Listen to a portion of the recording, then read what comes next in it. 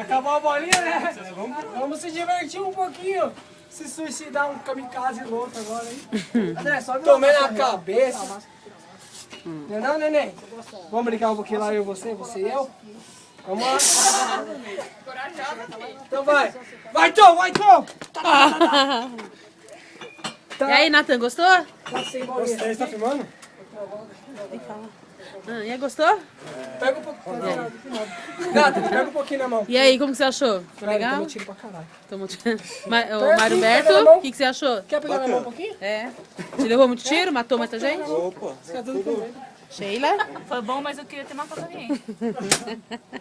Raquel? Não. Gostou? Traumatizada. Renan? Gostou? Vai lá, André. E aí? Emocionante. Ah, O Anderson Bambi ali, ó, tomou uma no rabo do jeito que ele gosta. Ele adorou, ele disse. Curtiu mesmo.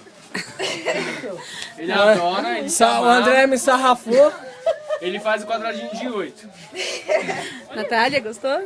Gostei. E aí? Qual o depoimento? Terceira vez que venho, vem sempre. É isso aí. Isso aí, na favela. E aí, Anderson? O que tem a dizer? Eu tô desnorteado. Cadê o André? Tá bem, André? O André tá...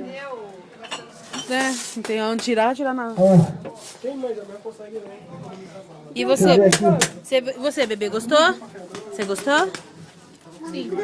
Gostou? E você, gostou?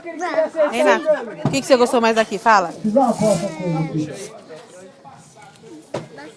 Como que chama aquilo? Futebol. Paintball. Muito bem.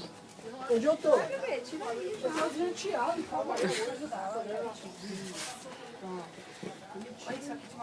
Mãe, vamos lá, mãe. E aí, tá chegando o André. Vamos perguntar pra ele como é que foi. Tá chegando o André. Call of Duty. Depoimento. O que você achou da missão? 10. Descontei no que queria. O que mais? Peguei. Senhores, presta atenção Só aqui. peço desculpa para o Placar programa dele, que eles não final. tinham nada a ver, mas tava na frente do cabra ali, ó. O placar final, senhores.